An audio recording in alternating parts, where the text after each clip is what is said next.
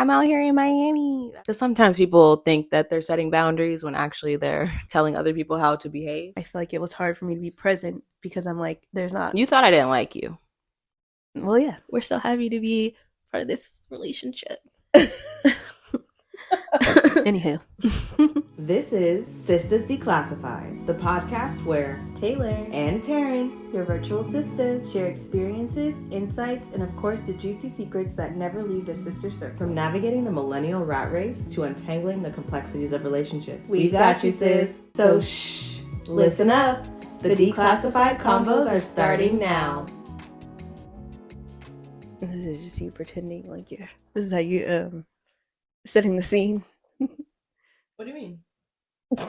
Anyway.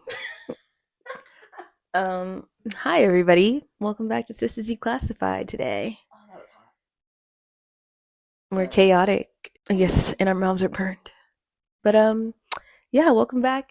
Thanks for joining us today. Last week we spent some time getting to know each other, learning our personality types, and hopefully you were able to learn a little bit about yourself too. Maybe you looked up one of those tests like the Enneagram or the, what else did we do? Or even just your birth chart and learned a little bit more about yourself.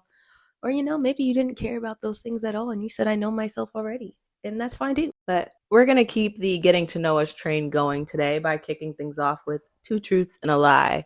And to tell the truth, this was a bit difficult because trying to do 2 truths and a lie with someone who grew up with you means there's a whole lot of stuff you got to cut out. But I tried to explain to her, I don't see you every day. I don't know. It could be 2 truths and a lie the last month. Yes, I just meant that you have to think of things. I don't know. You have to think a little. I had to think a little harder of things you wouldn't guess because you know enough about my personality to guess it. So we'll see if it works. Okay. Do you want to go first? You want me to go first? You go first. I'm considering going back to school. I have a newfound love for edamame. I quit my Pilates membership and enrolled in a dance class. This is tough because Pilates was like your new thing. It's funny. But it's $235 a month. Right? It's not cheap. It's funny you say dance class because I was also looking to sign up for dance classes, so that's funny. Edamame, I've seen you eat it, but Have you? I thought. I don't know. You eat vegetables. Yes, I do. What was the first one? The first one was? I forgot. Well, it might not be the truth. I'm considering going back to school. Oh. Ooh. It goes back to like who's paying for it. If like your job is paying for it, or I paid for my master's by myself. Well, it's not about you being unable to pay for it. You just talked about how much Pilates costs. Okay, but Pilates is like they're not the same. I'm not saying they're the same thing. I'm just saying money is money. Okay, I'm gonna pick one. I'm going to say that you are not considering going back to school. So it's a little bit of, it was kind of a trick. Okay. So that's not how this game works. That's how I play. Okay. So I'm considering going back for a certification for somatic therapy and EMDR. Tell the people what that is. Basically, it's just experiential type therapy. So right now I provide talk therapy, but I would like to do more like, experiential. You'll just have to look it up. Okay. Google it. Once I'm in the class, I'll be able to eloquently explain to you what it is. It's just the idea that basically, like, your experiences can get trapped in the body. You probably heard those things before, right? So instead of talking your way through your feelings and healing your process that way, this is more of like an experiential, like, physical-based therapy. Is it like... EMDR is more like with your eyes. It's like the way in which you move your eyes. Anyway, I'll talk about that later. Okay, so but my lie, okay, is that I'm quitting my Pilates membership for dance classes. Okay. And I do love edamame. I eat it every day, almost. The way she tried to gaslight me, like no, but not when I lived with you. I didn't eat edamame. Yeah, but it just seemed you like... have not seen me eat edamame. You made that up. You post your food, your cooking. You never had cooking with... No. It just seemed like a thing you would eat. Okay, whatever. I'll take that. But yeah, I would like to do dance classes, but I wouldn't quit Pilates to do dance classes. So that one was the lie. Yeah. Okay. Let me get mine because I had them and then it was your turn and I completely forgot what I said. I have what's that song? Ski. What's that song? It's stuck in my head right now. That's what it's called. Oh. Sexy Red. See the Ski. Pound Town. Yeah, that's they're what like it's called. the same song to me. They're not. But in my head, I'm out here in Miami. That's Pound Town. Oh, I see. But can't you hear it in your head that could be the same song? Like play the beats together. Are they the same song? I don't think so. Are they? No, they're not the same song. I don't Our know. age is showing us. Okay. Ready? Mm-hmm. First, I hate doing the dishes, and I'd really rather die than touch them. She seriously picked this. If the living room isn't straightened up at the end of the night, I will slightly lose it. There's something about it that really irks me, and I'm proud of this one. I read 10 books in 2023 and set a new personal record. Well, she said I was going to know the answer right away because I know her. So I'm going to go with the second one being the lie that you can't go to bed with your living room a mess because, well, I won't put your business out here on the internet. You don't think I'm the cleanest. It's okay. And she doesn't really do dishes. I mean, maybe you do now. I don't know. But I absolutely hate doing the dishes. I do the dishes because dishes need to be done, but I hate it. And the second one is also true. No, so you read 9 books this year. I prefer to have the living room be completely straightened up so that when I wake up in the morning and come downstairs, it looks beautiful. I like that. And as far as the books, I have no idea how many books I read in 2023. Maybe 2. So we'll work on that in 2024. But I knew that would get you because I do read sometimes, and I don't always read books. So, well, haha. I guess it was kind of wrong, but not really. You were wrong. Okay. Well, that's us fostering connection. I guess I don't know her at all. All of a sudden, she cleans the living room. But yeah. So otherwise, that was our little fun game, our little intro activity to learn a little bit about each other today. And our main kind of topic of conversation that we wanted to have was just in learning what can we do. Or our mom is upstairs, and if you hear her, she hates us because I sent her upstairs 15 minutes ago. Mom, what happened? Now she's pretending like she can't hear us. Great. Cool. Awesome. All right. What I was trying to say, it was like a perfect lead in and everything. Okay. Fine. But we've been trying to think about how we can evolve our relationship. And so we kind of just looked into what does Google say is the best ways to foster connection with people in general. So not just siblings, but like how do you foster connection and grow relationships? What are the top ways? So we went on this website called BetterUp, which is kind of like BetterHelp, but BetterUp. It's like a therapy providing service. And I wanted to look up something. Yes, obviously, like I said before, I am a therapist, but I was curious to see what would come up for us on how to develop our relationship. So basically, according to BetterUp, I'm looking over here to have this little list, but there's 10 ways to foster connection. And I saw that there was kind of a trend here. Their 10 ways is similar to what I saw on multiple different websites. So the first thing it says is to be your authentic self. You can't go wrong with being yourself. Now, I feel like that's probably the hardest thing to do for people. And yeah, what were we going to say? I feel like that is such a vulnerable state of being, or it can seem like a vulnerable state of being. And to have that be like the first thing on the list is kind of a lot. But well, and I think it's just, do you know if you're being your authentic self? Like, do you recognize when you are changing your behavior for the people around you? Or do you just kind of do that because that's like your coping mechanism that you don't even know you have? Right. So they start at this as one, but really one, I guess, is self-awareness. That's true. Yeah, self-awareness is probably the best way to build connection or the best thing to think about. Because how do you know you want to build a connection with them if you're not aware of yourself? I don't know. Anyway, the next one talks about respecting people's boundaries. And that's kind of interesting when you think about fostering connection, right? You definitely want to, I don't know, you want to respect people's boundaries, but you also have to learn what those boundaries are first. Right. If it's a new relationship. Right. And boundaries are hopefully a little bit of a two-way street in that at least if someone has a boundary, they're communicating it in a way that allows you to hear it and then participate in the boundary or respect the boundary in whatever way that means, if it works for you. Because sometimes people think that they're setting boundaries when actually they're telling other people how to behave. And so that could be a tricky one. That's a fair point. And now I'm like sitting here thinking about, it's not like we've ever sat and explicitly said these are my boundaries, but how do I learn what your boundaries are? I feel like I maybe know them, but I don't know. Could be worth discussing.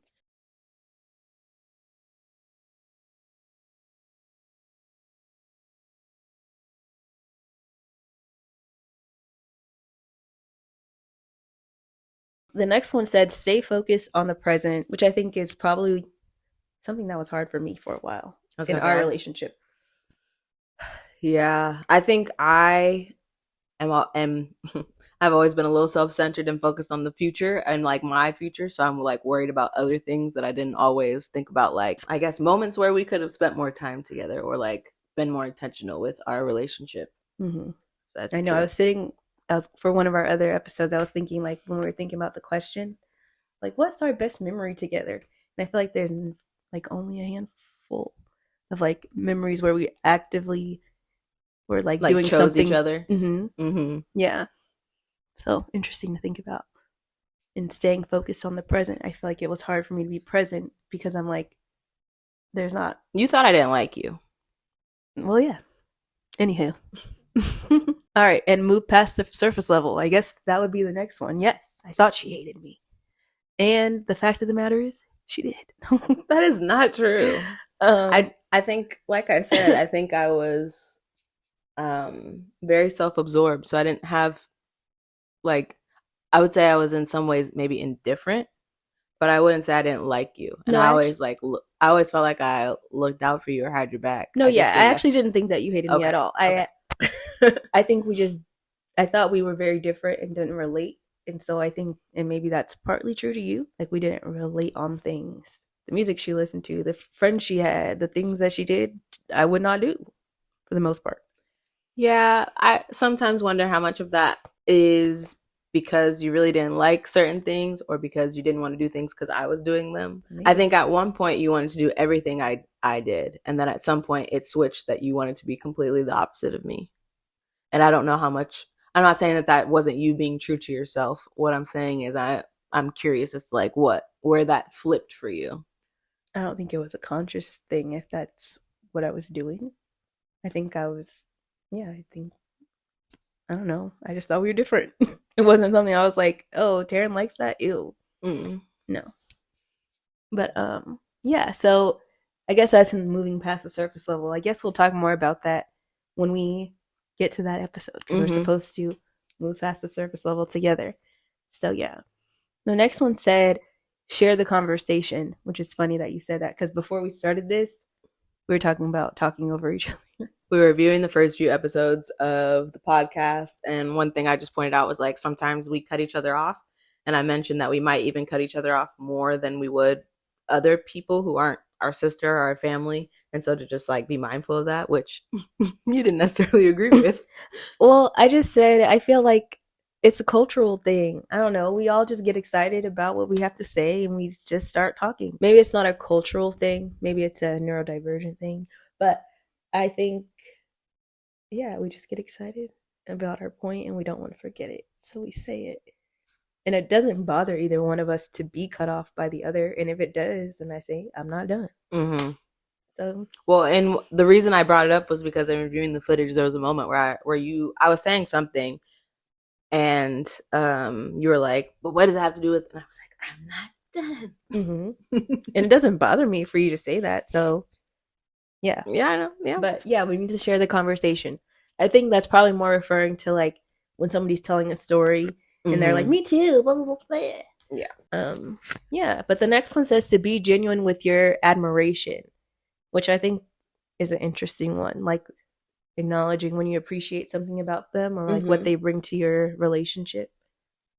That one will be a hard one for me. Yeah, I was going to say it's probably something we could both serve to do more, but I think I might communicate it more than you do. That's probably true. Yeah. I think that's probably my biggest thing I need to work on as a whole with all people. Like acknowledging like, oh, thanks for doing this for me. I really appreciate this. Or this relationship is important to me, blah, blah, blah.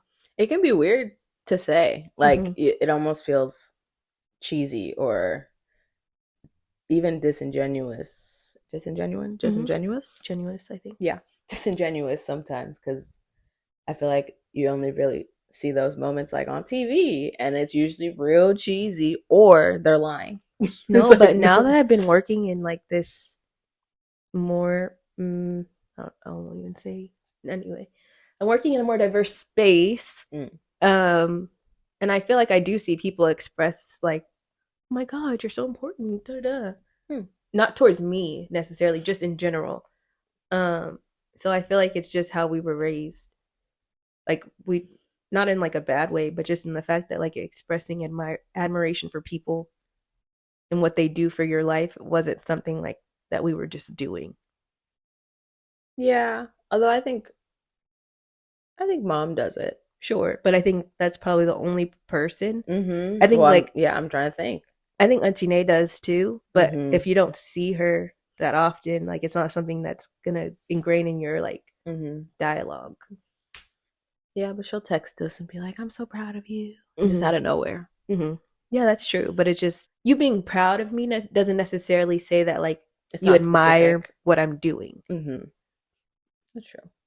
Yeah, so mom for the win on that one.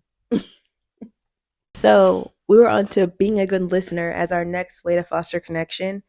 And I was saying, I think I'm okay with being a good listener. I mean, I would hope based on your profession that you're decent at it. But I will say, I will cut them off when they're talking sometimes. No, I'm just kidding. You're guiding, you're redirecting. That's a little different. Yeah, I'm joking. You're also not having like this a normal conversation. Right, yeah, there's nothing for me to share. I mean, there could be sometimes, but it's about them, not me. Right. I think I am also decent at this, except I prefer a solution in a conversation. I prefer to like end things like with the resolution, I guess. And so sometimes I'm listening to like problem solve and not listening to understand, or to just like empathize or hold space, and that's something I'm actively working on. Which I will say, I think I had that issue as well until I started this job and recognized like, okay, everything doesn't need Taylor's like, you should do this, you could do this. Da, da, da. Sometimes people just want to talk to you. So yeah. Scheduling your time, which is a funny one, right? I think we don't realize that we have to schedule things in order to make sure that they happen. Because like months can go by, especially in adulthood, right? You have those friends that you talk to once every 3 months, and that's because you didn't schedule any time. Pretty self-explanatory. Yeah, and I think to your point about it being on the calendar, if it's something you really want to do, you'll prioritize it. And so I think you should also be honest about how much connection you really want or don't want. Because I think sometimes we make ourselves feel guilty, like, dang, I didn't call so-and-so, or I didn't do such and such. But like, did you really want to?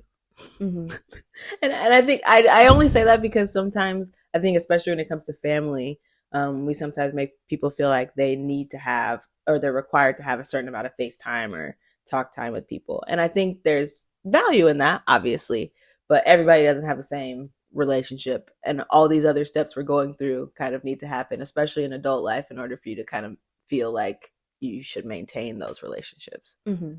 So I guess, but we're thinking about this list in terms of like, you do want that relationship, right? So if you do want that relationship, what you need to do is schedule time to foster and build the connection.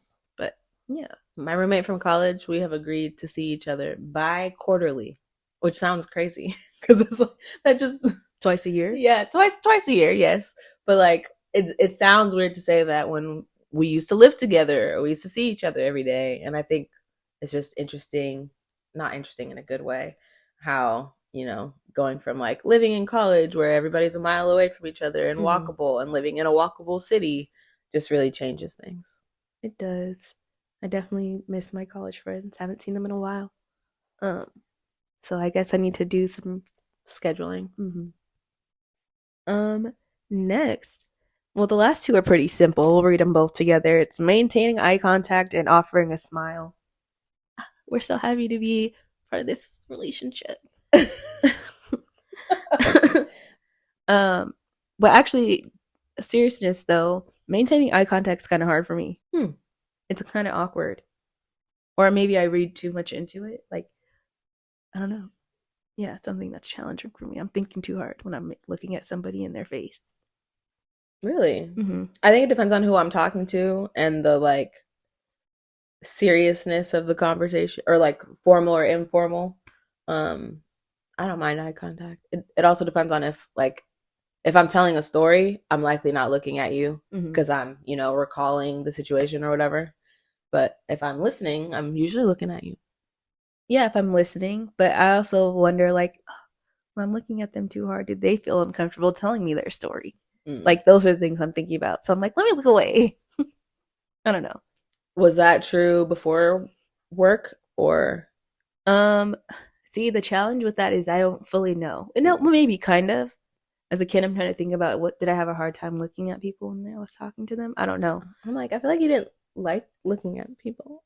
Like, I don't know. I feel like sometimes if it was an adult, you didn't usually want to engage. I feel like kids you were more apt to engage with. Oh, I don't like small talk. And that's been always true. So I don't, that has nothing to do with looking at them. Like, how are you? Like, you don't care. So I don't want to have this conversation with you. But yeah, then I would offer them a smile and leave. Or maybe I wouldn't. Well, yeah, anyway. So those were our top 10 things for how we're going to work for ourselves in fostering our relationship and our connection.